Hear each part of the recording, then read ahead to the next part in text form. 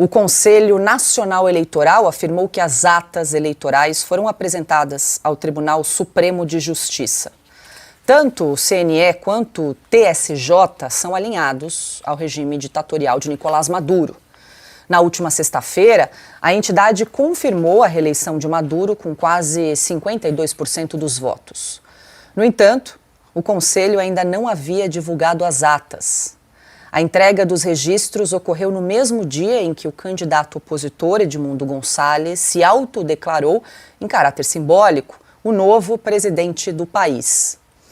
E o Ministério Público da Venezuela abriu uma investigação criminal contra o candidato e contra Maria Corina Machado, por supostamente atuarem às margens da Constituição, sob a acusação de terem anunciado falsamente que Gonçalves foi eleito no último dia 28 de julho.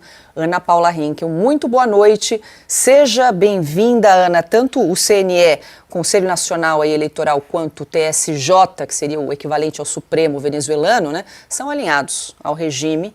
E as duas entidades, então, confirmaram a farsa de Nicolás Maduro. Nenhuma novidade, né, Ana? Boa noite. Nenhuma, Paula. Boa noite, Piotr, Silvio, mestre Augusto, muito boa noite à nossa querida audiência. Paula, olha, seria cômico se não fosse trágico, porque a Venezuela está cada dia mais parecida com o Brasil, ou o Brasil cada dia mais parecido com a Venezuela, porque agora o Ministério Público, você disse, vai atrás exatamente dos opositores do ditador Nicolás Maduro, questionando, perseguindo agora politicamente, usando a justiça como uma arma política para colocar os opositores de Nicolás Maduro na cadeia. E aí, olha, eu tenho uma péssima notícia para os opositores ou as pessoas ligadas a Gonzalez e Maria Corina, é que dessa vez o brasileiro nós viemos do futuro, Provas de inocência serão apresentadas e nada vai acontecer, as pessoas continuarão na cadeia. Algumas instituições se manifestarão pela soltura dos presos políticos e o sistema judiciário vai dar de ombros, porque o sistema judiciário é aparelhado também com o ditador Nicolás Maduro, o ditador do momento. Então, Paula, é assustador. É assustador como os dois universos estão andando aí juntos, paralelamente, o Brasil e a Venezuela. A questão também agora nesse ponto é se essas atas que foram apresentadas demoraram a aparecer, Para contar a eleição, a contagem dos votos aconteceu em praticamente 24 horas. Nicolás Maduro disse que foi eleito com 80% dos votos e muito, pronto, acabou, não tem mais nada para ver aqui, vida que toca. E a oposição e o povo faltou combinar com o povo também, disse não, não, não. Não é bem assim, não. Nós queremos ver a lisura desse pleito eleitoral e nós temos como checar isso, porque além das urnas eletrônicas, nós temos o voto impresso, então nós podemos auditar. Não, eu vou apresentar as atas. E as atas nunca foram apresentadas, agora elas apareceram depois de quanto tempo? Mais de uma semana, Mais de uma semana, 10 dias já. Essas atas, elas poderão ser auditadas pela oposição ou por órgãos independentes, ou por órgãos internacionais, ou não. É simplesmente as atas estão aqui, mais uma vez engulam, nós vencemos com quase 52%, acabou a história, não se fala mais nisso. Porque é preciso questionar. Essas atas são as mesmas, são as atas de domingo, dia da eleição, ou são atas providenciadas ao longo desses 10 dias?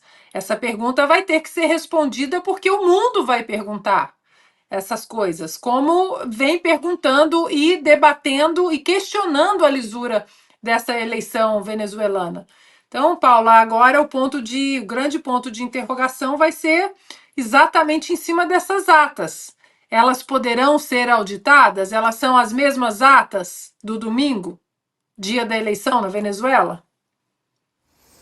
Silvio Navarro, hoje conosco, muito boa noite, seja bem-vindo. Silvio, quero te ouvir também, mas deixa eu trazer a declaração do presidente Lula, porque ontem, ainda no Chile, ele falou rapidamente aí sobre o impasse eleitoral na Venezuela. Ao lado do líder chileno Gabriel Boric, que já se manifestou contra o resultado da eleição na Venezuela, o petista pediu tolerância antes de dizer se a eleição de Maduro foi fraudada. Também expus as iniciativas que tenho empreendido com os presidentes Gustavo Petro e López Obrador em relação ao processo político na Venezuela. O respeito pela tolerância, o respeito pela soberania popular é o que nos move a defender a transparência dos resultados. O compromisso com a paz é que nos leva a conclamar as partes ao diálogo e promover o entendimento entre governo e oposição. Diga lá, Silvio, Lula falou em defesa da transparência dos resultados, a única coisa que não houve aí nas eleições na Venezuela, né? Boa noite. Boa noite, Paula, Ana, Pioto, meu irmão Augusto, boa noite para você que nos acompanha. Bom, acho que a Ana já trouxe um bom panorama da situação. Eu acrescentaria 2 pontos. Primeiro, não houve eleição na Venezuela. O que houve agora foi fabricação de atas. Está muito claro que o Maduro ganhou tempo e produziu atas. Atas que seguramente vão comprovar a farsa que ele criou, ele anunciou previamente. Nada disso começou hoje, nós estamos falando isso há dias, é todo um processo de permanência no poder, isso é um projeto de poder. Porém, o segundo ponto talvez seja o mais importante aqui, por isso eu vou esticar um pouquinho esse ponto, Paula, em relação à fala do Lula e em relação a essa viagem do Lula, porque o Lula também foi ganhar tempo no Chile. Ele está sem discurso. A diplomacia brasileira, que vive seu momento mais infame, hoje não tem para onde correr. Vamos falar o português claro. O Lula é cúmplice de um golpe à democracia. Democracia que ele classificou como relativa quando estendeu o tapete vermelho para o Maduro, ele e Janja, no ano passado, com um pouco mais de 6 meses de governo, receberam Nicolás Maduro e sua comitiva aqui, em Brasília. Pois bem, ele é partícipe dessa farsa, ele é avalista disso, junto com o México do senhor López Obrador e junto com a Colômbia do seu Gustavo Petro.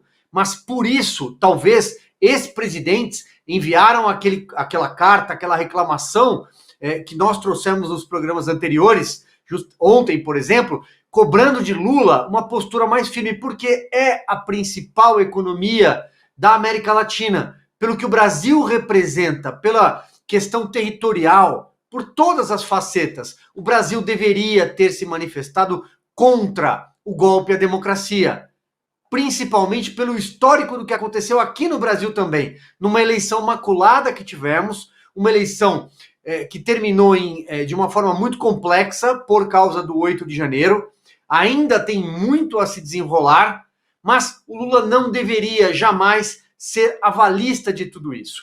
Foi ao Chile, foi vaiado, passou vergonha, uma vergonha para o Brasil e ao lado de Boric, o presidente chileno, que tem se mostrado um estadista, como Augusto trouxe ontem, por exemplo, muito maior do que qualquer ideologia política, do que qualquer espectro, porque ele é, sim, alguém que representa a esquerda latina também, mas ele tem compromisso com a democracia, algo que o Lula parece não ter, porque o Lula é avalista dessa fraude. A história vai cobrar o Brasil disso, a diplomacia brasileira será cobrada no futuro.